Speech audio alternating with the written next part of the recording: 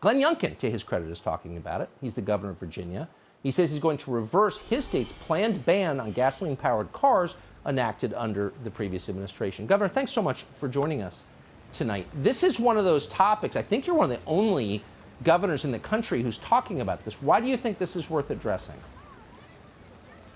Well, first of all, Tucker, it's great to be with you. And when Virginians elected me governor last year, they wanted to put a stop to an effort from the previous Democratic-led administration to turn Virginia into California. Well, little did they know that they had signed legislation and tied Virginia to decisions that are going to be made in California. So not only did they pick a state that has demonstrated it has no idea how to run itself, to tie itself to, but they abdicated their responsibility to serve Virginians. And so we find ourselves today with this ludicrous law that Virginia has to follow California's laws. And so we're going to go to work and stop this, because Virginians should be making decisions for Virginians. And that's why I was elected governor last year, to stop a government that was very comfortable telling people what to do all the time and forgetting that we're here, in fact, to make our own decisions. Freedom, in fact, matters in Virginia. That's why parents make decisions about whether kids wear masks today.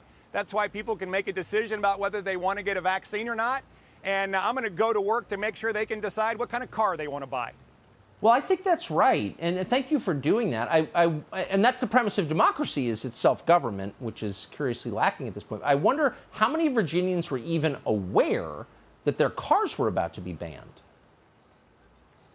Well, I don't think any. I think they did it very quietly. And in fact, the law itself is ludicrous. Virginia last year, 2% of all cars sold were electric vehicles. And to say that in 2026, we're going to have 35%, we're going to phase them out totally by 2035 is just ridiculous.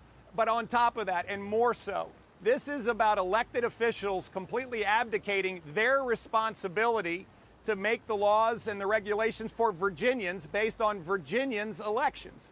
And so that's why they voted for us in November. That's why we swept the House races. That's why I have a Republican Attorney General and a Republican Lieutenant Governor. And we're going to go to work and make sure we get this turned around come our legislative session in January.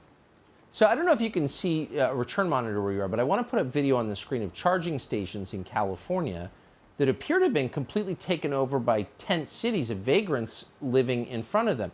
There's this weird syndrome, I'm sure you see it among your fellow governors, where the basics fall apart. You can't have air conditioning in August, and there's some guy smoking meth on your front steps, but we're going to save the climate? What is that weird impulse? Well, I think it is a complete disassociation with what real people are worried about.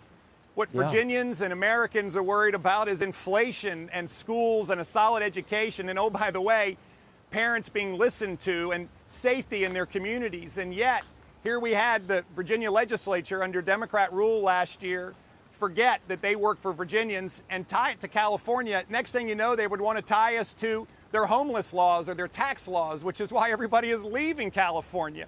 So this is a chance to reestablish Virginians making decisions for Virginians based on the leaders they elect. It seems like an inherently moderate and sensible idea to me. And I'm glad you're doing it. Governor Youngkin of Virginia, thank you.